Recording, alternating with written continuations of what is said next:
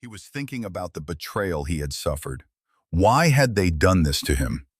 He had always served his country. Everything he did was for his homeland. He had killed. He had been wounded. All for them. But this was the reward for all that service. How many times had he escaped death? How many of his friends had died beside him? Was it all a lie? Jack was emotionally shattered, but he was still a $10 million weapon. He knew how to survive this kind of situation. He quickly pulled himself together. This was the most dangerous version of men like him, when they had nothing left to lose. From now on, no one else would make the decisions. Only him. No one was supposed to know his location, yet they had found him shortly after he returned from the drop site to his guest house. There was only one way this could be possible: the phone the CIA had given him. He was being tracked step by step. With this thought in mind, he threw the phone into the backpack of a man passing by on a motorcycle in the crowded square of Raqqa. Now they would follow a random recon instead of him. This would buy Jack some time. He vanished, hiding his trail, and waited for nightfall. Night had fallen. The moon hung like a thin crescent in the sky, turning the buildings into silhouettes in the dark. Jack approached the safe house Noor had told him about. From the outside, it looked abandoned. Rusty doors, cracked walls, filthy windows. No one was around. But Jack's instincts were screaming. This place was no ordinary house. It was quiet on the outside, but inside death awaited, either his own or others. He leaned against a concrete wall and pulled a silenced pistol from his bag. He took 3 deep breaths, crouched forward, and gently pushed open the door. The hinges creaked, but the men inside were too relaxed to hear it. 3 of them sat in a corner of the living room. One was drinking tea, one scrolling on his phone, the third dozing off. Jack slipped in like a shadow. By the time they saw him, it was already too late. The first man dropped dead with a shot to the forehead. The other 2 reached for their weapons, but Jack's silent, lethal strikes took them down before they could react. He moved forward without making a sound, his eyes locked on the staircase. Stone steps led down to the basement. Each step echoed with memories from the past. 2 more guards rushed up the stairs, alerted by the noise. But their fate ended at the barrel of Jack's silenced gun. Jack walked down, calm and steady. In the dim light, he saw someone in the corner. Ebu Zaman. His face pale, hands trembling. When he heard Jack's footsteps, he flinched. He fell to his knees when Jack pointed the gun.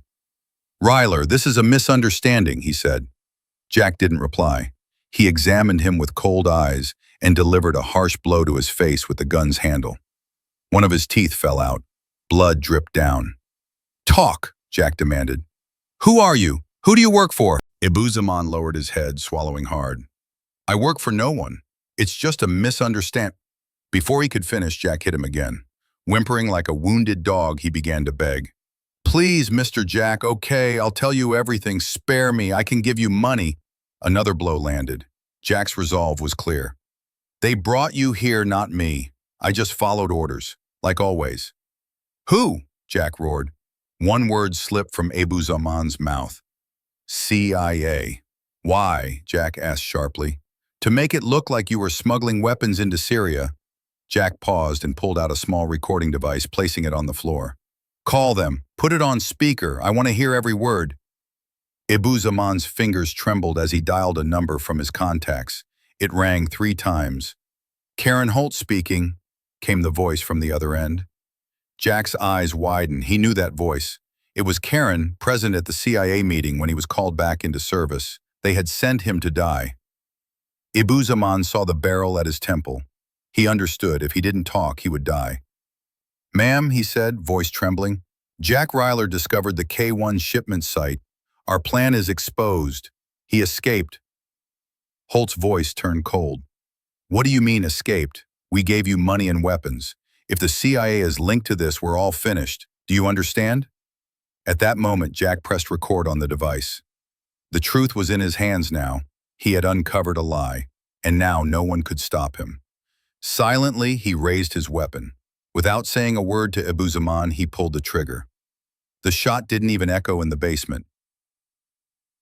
Jack exited the building with the first light of dawn.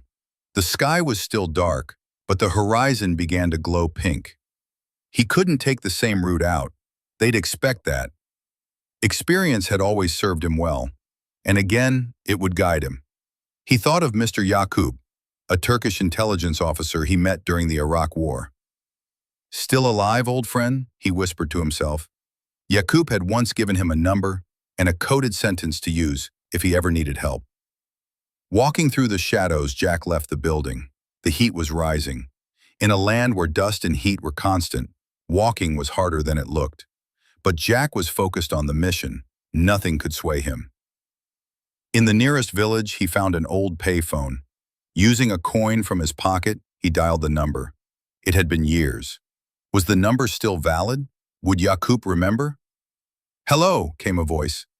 Without hesitation, Jack said, "Do you sell yellow tulip bulbs?" There was a pause. Then, "One moment." A few seconds later, a familiar voice. "Ryler, where are you, my friend?" Jack sighed in relief. They didn't speak much. Some things weren't meant to be said on the phone. Jack simply said, "I'm in Raqqa. I need to get out." Yaqub's response was clear. "I'll give you an address. A man named Mustafa will be waiting. Go now." 3 days later, Jack set foot on Turkish soil. He was physically safe now, but mentally he was still in battle. His eyes stared into the void, because this story wasn't over. The corruption within the CIA, the people who manipulated him for years, used him and threw him away, they were still out there, and Jack wanted to face them all. They probably still thought he was in Syria, chasing a ghost, but they knew too well. A ghost like Jack Ryler was a dangerous one. Dead or alive, he had to be caught. No official records, no trace left behind, but Jack Ryler would return to America, and this time to settle the score. Inside a small room in CIA headquarters in Langley, two men whispered nervously. "When was he last seen?" "At the guest house, but I fear he was with Ebu Zaman during that call." "If that's true, we're in big trouble." "I told you to send someone less experienced. The higher-ups want reports. What do we tell them?" "I didn't expect him to go this far. Age hasn't slowed him down. He may have escaped hell itself, and we don't even know how." "Any news from our men in Syria? Any sign of him?" "We're monitoring all of Syria, the borders, airports, no trace. The phone led us to some villager. Flag every passport issued to him. We need to be alerted if he passes through any airport in the world." "We've done that already, but I think we're chasing a ghost, and ghosts don't carry passports." Thank you for watching and listening. See you in Season 2.